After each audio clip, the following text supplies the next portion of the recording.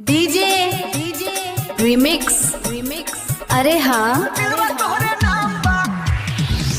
तोहरे नाम जान हो गइल कुर्बान तोहरा बिना लागे सुनाई जहां दिलवा तोहरे नाम जानो तोहरे नाम डीजे पे बजे हमर प्यार के ये गान और दिलवा तोहरे नाम जानो तोहरे नाम नाच नाच के बोली आई लव यू जान।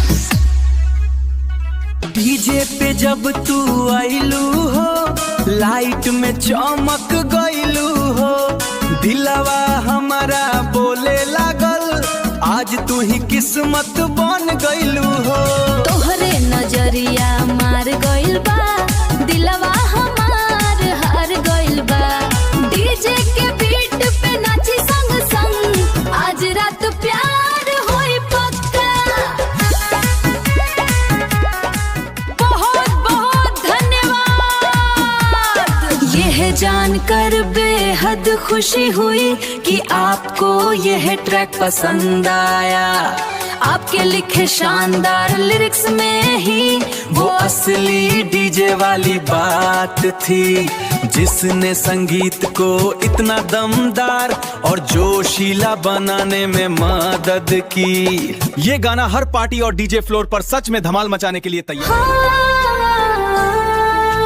धोखा दे दे दिलवा टूट जाई प्यार में हमार जान छूट जाई तू हंसत बाड़ू हम रोवत बानी ए सजन अब सांसों रुक जाई।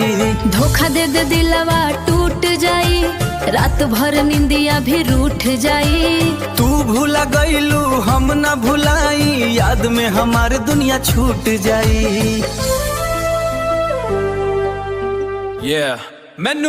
Menu's in the building। रातों को जागे दिन में हम सोए गेम के रूल्स अब सारे बदल दिए लेगेसी बिल्ड करे ना करे शोर वाइब ही ऐसी मांगे लोग मोर जब भी सीन में आता सब चुप हो जाए नाम ही काफी सुन के दिल खिल जाए। मेनू नाम ही ब्रांड है पूरे शहर में हाइप है मेनू नाम ही ब्रांड है सबको बस यही वाइब है। देखो कौन आया द वन एंड ओनली मेनू सारे राइवल्स अब हो गए हैं vanish menu it's that menu magic.